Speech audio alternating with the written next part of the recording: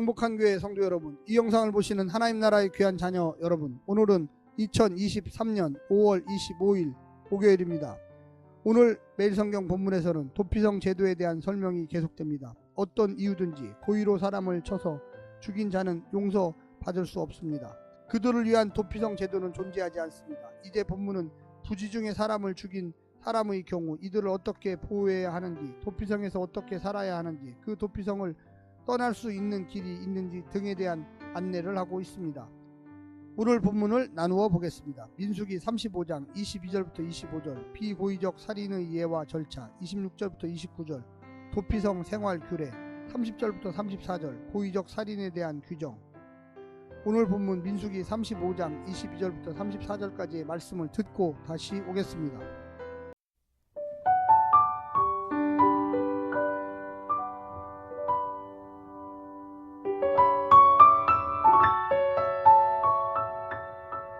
악의가 없이 우연히 사람을 밀치거나 기회를 엿봄이 없이 무엇을 던지거나 보지 못하고 사람을 죽일 만한 돌을 던져서 죽였을 때에 이는 악의도 없고 헤아려 한 것도 아닌즉 회중이 친 자와 피를 보복하는 자 간에 이 규례대로 판결하여 피를 보복하는 자의 손에서 살인자를 건져내어 그가 피하였던 도피성으로 돌려보낼 것이요 그는 거룩한 기름 부음을 받은 대제사장이 죽기까지 거기 거주할 것이니라.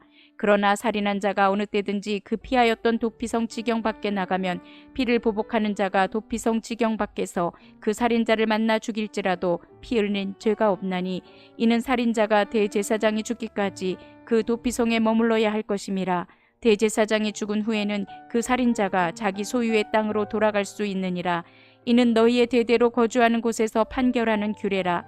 사람을 죽인 모든 자 곧 살인한 자는 증인들의 말을 따라서 죽일 것이나 한 증인의 증거만 따라서 죽이지 말 것이요 고의로 살인죄를 범한 살인자는 생명의 속전을 받지 말고 반드시 죽일 것이며 또 도피성에 피한 자는 대제사장이 죽기 전에는 속전을 받고 그의 땅으로 돌아가 거주하게 하지 말 것이니라.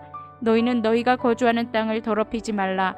피는 땅을 더럽히나니 피 흘림을 받은 땅은 그 피를 흘리게 한 자의 피가 아니면 속함 받을 수 없느니라. 너희는 너희가 거주하는 땅 곧 내가 거주하는 땅을 더럽히지 말라. 나 여호와는 이스라엘 자손 중에 있음이니라.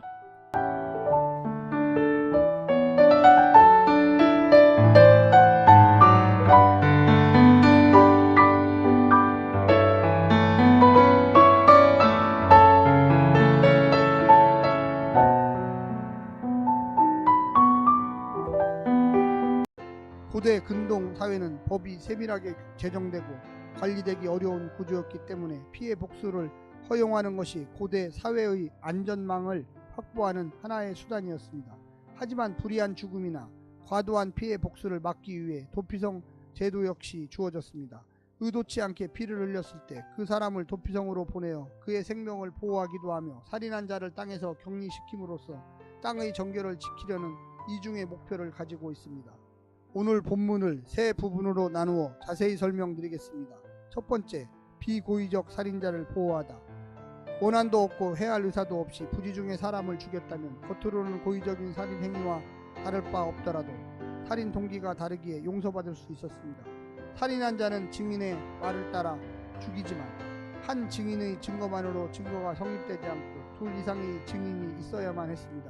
무고하게 살인자로 몰릴 수 있는 위험을 미연에 방지한 것입니다. 사실 확인을 하지도 않고 풍문으로만 떠도는 말들로 애매한 피해자를 만들지 않도록 주의합시다. 두 번째는 비고의적 살인에도 대가를 치른다. 실수로 살인을 했다면 보복하는 자의 손에서 그를 건져서 도피성에서 피하게 해주어야만 합니다. 그는 거기서 제사장이 죽을 때까지 거할 수 있습니다. 도피성은 분명 피난처이지만 동시에 제사장이 죽을 때까지 갇혀 있어야 하는 감옥 같은 곳이었습니다.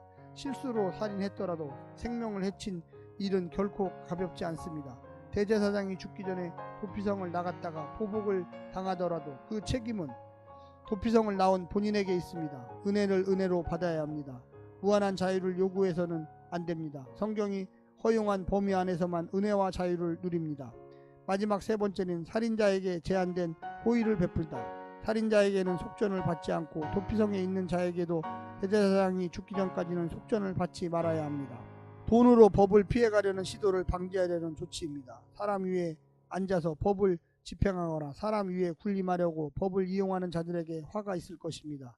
고의적인 살인을 엄격하게 다루고 무고한 살인을 방지하고 보복을 받고 있습니다. 살인은 약속의 땅, 생명의 땅, 하나님이 거하시는 땅에 어울리지 않기 때문입니다. 형제를 미워하는 것까지 살인이라고 신약에는 예수님이 이야기하셨습니다. 형제 사랑이 있는 곳에 주님은 임재하실 것입니다.